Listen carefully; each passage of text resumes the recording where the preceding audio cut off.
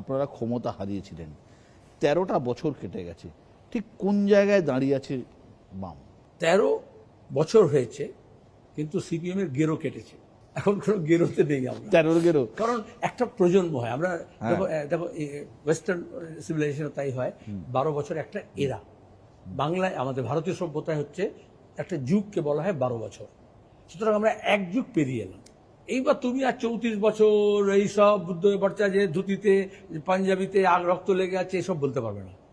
বরঞ্চ এই কার পেছনে কি লেগে আছে সব প্রতিদিন দেখে, এই ডিসিবিআই কথা বলছিলাম আমি, লোকে চোখের সামনে দেখছে ঘরের টাকা লুট হয়েছে, 100 দিনের কাজের টাকা লুট হয়েছে, পানীয় জলের টাকা এসছে কিন্তু সেটা হয়নি, বাঁধ নির্মাণ কিন্তু বাঁধ খরচা হয়েছে কিন্তু বাঁধ হয়নি, গঙ্গা ভাঙন হচ্ছে, রাস্তা বলেছে পথশ্রী সাইনবোর্ড আছে কিন্তু দেখা যাচ্ছে হতশ্রী চেহারা আছে, কোনটা সড়ক আর কোনটা নরক সেটা বোঝা যাচ্ছে না। তো এগুলো তো মানুষ চোখের সামনে দেখছে। তাহলে এই প্রজন্মকে তুমি আর ওই সাইবাড়ি ওই মরিচঝাপি এসব বলে লাভ নেই, এসব বলে লাভ নেই। লোকে জানানোর চেষ্টা করা হচ্ছে, বিজেপি আর তৃণমূল দুজন একসঙ্গে মিলে এই কাজটা করছে। তো লোকে বলছে হোয়াট অ্যাবাউট নাও, এখনকার সময় কথা বলো, এই সময় একটা চ্যালেঞ্জ বলো।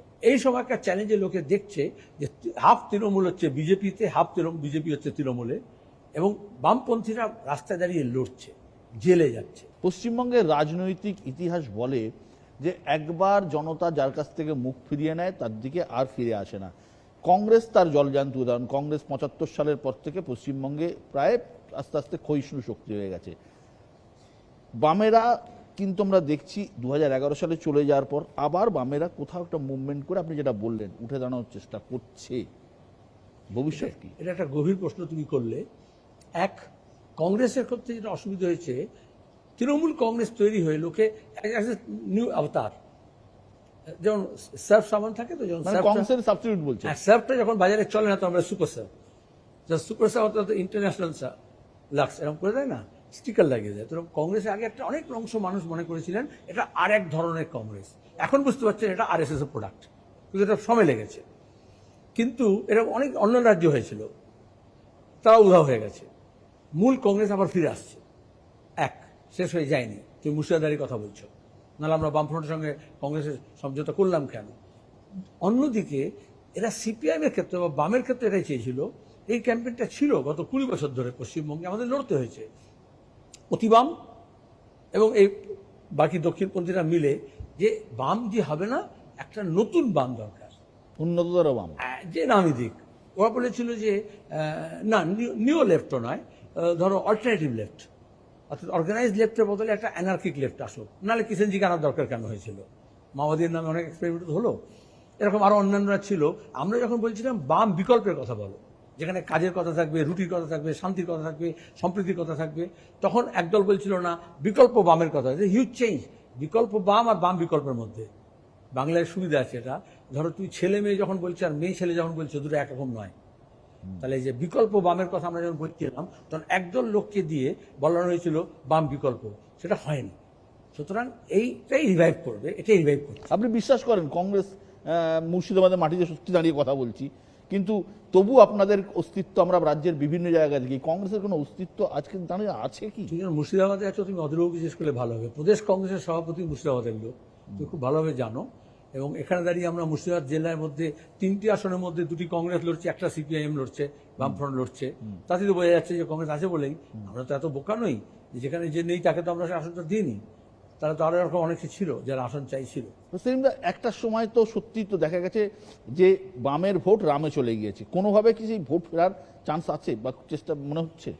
এইটাও দেখো, যারা এক্সপার্টস আছে এবং যারা বিশেষজ্ঞ মতো বসে বা বিশেষভাবে অজ্ঞ যারা, তারা এটা বলানোর চেষ্টা করেছে। কিন্তু 19-21 যদি নির্বাচনের ফলাফল দেখো বা পরবর্তী যদি উপনির্বাচনগুলো দেখো, মাল্টিপল ওয়েতে ভোট ট্রান্সফার হয়েছে বা গেছে, ভোট ট্রাভেল করেছে মাল্টিপল ওয়েতে। এটা সোজা নয় একটা চাঙ্ক অফ লেফট ভোট চলে গেছে, নো। এমন সিচুয়েশন তৈরি করা হয়েছিল বালাকোট, পুলওয়ামা 19-এ, যেখানে দাঁড়িয়ে একদল মানুষকে নিয়ে গিয়ে বোঝানো হয়েছিল যে তুমি ইভিএমে বোতাম টিপছো না, তুমি নিউক্লিয়ার বোমার বোতাম টিপছো। লাহোরে যাচ্ছে, এই তুমি বোতাম টিপলে করাচিতে গিয়ে বোমা পড়ছে, মানে এরকম যুদ্ধের একটা আবহাওয়া তৈরি হয়েছিল। টেলিভিশন চ্যানেলও সেই ন্যারেটিভটা তৈরি হয়েছিল। আবার 21-এ এরকম সিএনআরসি নামে দিলীপ ঘোষ বললেন 2 কোটি বাঙালিকে বাংলা ছাড়া করে দেবো, মমতা ব্যানার্জি বললেন কে বার করবে, আমি আছি। তারপরে সব ভোবা।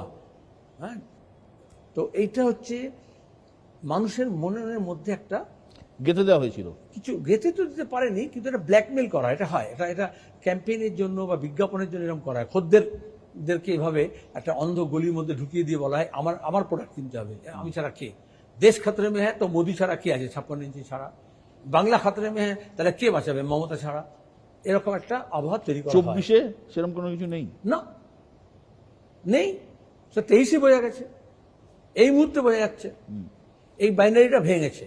কারণ লোকে দেখেছে এখন বিজেপি তৃণমূল মোটামুটি একই, সেম কাইন্ড অফ পলিটিক্স, শুধু নয় same kind of leadership, same kind of narratives. এবং এই যে একটাই 21-এ কি হয়েছিল, নেতাজির জন্মদিন কিন্তু হয়ে গেল সরকারি কর্মসূচি, কিন্তু জয় শ্রীরামের পক্ষে না বিপক্ষে মমতা মোদী। এবারে কি হচ্ছে এখন, জয় শ্রীরামের পক্ষে মোদী মমতা দুজনে, বিজেপি তৃণমূল। আমি খবর হেডলাইন দেখলাম, মুর্শিদাবাদে দেখলাম যে তৃণমূল আর বিজেপি দুজনে মিলে যাচ্ছে তোমার কি রামনবমী করছে। তো এখানে এই ডিফারেন্সটা, আগে যে থিন ডিফারেন্স ছিল সেটা আর নেই। সেলিমদা, জন্মের পর থেকে এই প্রথম রাজ্য বিধানসভায় সিপিএম শূন্য, এই 2024-এ কি আশা করছেন? আমরা বিধানসভায়ও যাব, লোকসভায় যাব, বললাম তো গেরো কাটবে শূন্যের।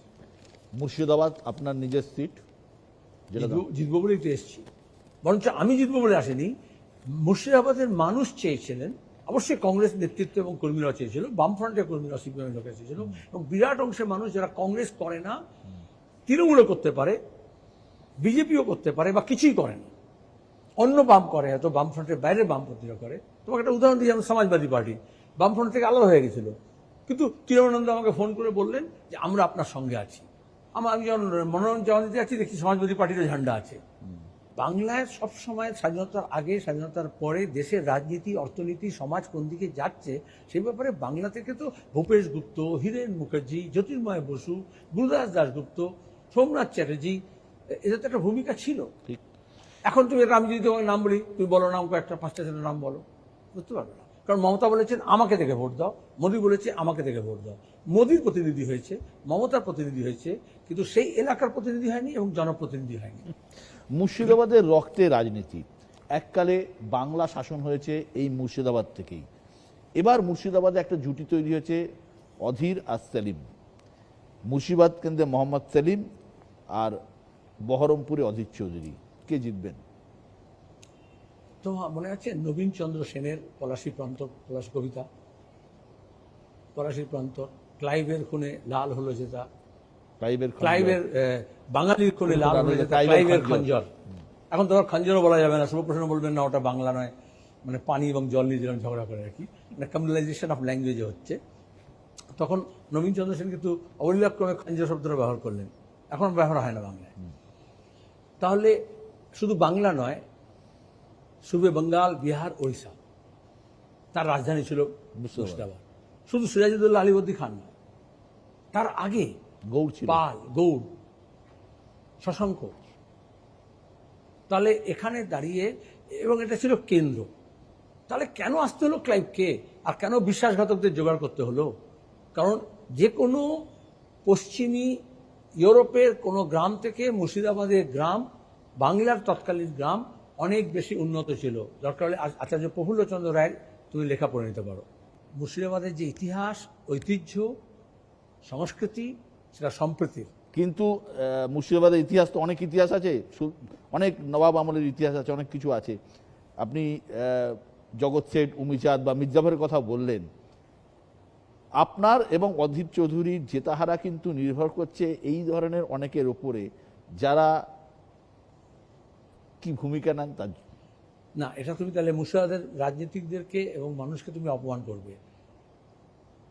জগৎ শেঠ, উমিচাঁদরা মুর্শিদাবাদে থাকেনি, তাদের হেস্টেন্স যেখানে আছে না, আলিপুর, যেটা দেখো তুমি, আজকের দিনে সব শেঠরা ওইখানেই সব বাংলা ইংরেজ যে তার মেন শাসনের জায়গা, তারপরে আদিগঙ্গার পাড়ে তাদেরকে জায়গা দিয়েছিল। আমি এখনকার আদিগঙ্গার পাড়ে বলছি না, কিন্তু ইতিহাস এটাই বলে কলকাতার, যে মূল কলকাতায় ইংরেজদের শাসন ছিল, আর তার একটা রাখার জন্য, ওটা কি বলে, বাফার জোন রাখার জন্য এই ধরনের যারা মানি ট্রেজারি অপারেট করতো, ব্যাংক ছিল, ব্যাংক মানে প্রাইভেট ব্যাংক ছিল, মানি লেন্ডার্স ছিল, তাদেরকে কিন্তু ওইসব জায়গাগুলো দিয়েছিল। এখনো সেই স্টেটরা আছে, যেটা আলিপুর বলি আর কি। তো এখানে দাঁড়িয়ে এখন বিড়ি শ্রমিক আছে, নির্মাণ শ্রমিক আছে, পরিযায়ী শ্রমিক আছে, চাষি আছে, যাদের সেচের ব্যবস্থা নেই, যেখানে দাঁড়িয়ে বিদ্যুতের মাসুল বেড়ে যাচ্ছে, যেখানে সারের দাম বেড়ে যাচ্ছে, যেখানে ফসলের দাম পাচ্ছে না, বর্ডার এলাকায় যারা চাষবাস করে তাদের উপর বিএসএফ এর জুলুম আছে, ভুট্টা লাগাতে পারবে না, পাট লাগাতে পারবে না, অথচ সবচেয়ে বেশি স্মাগলিং হচ্ছে এই থেকে।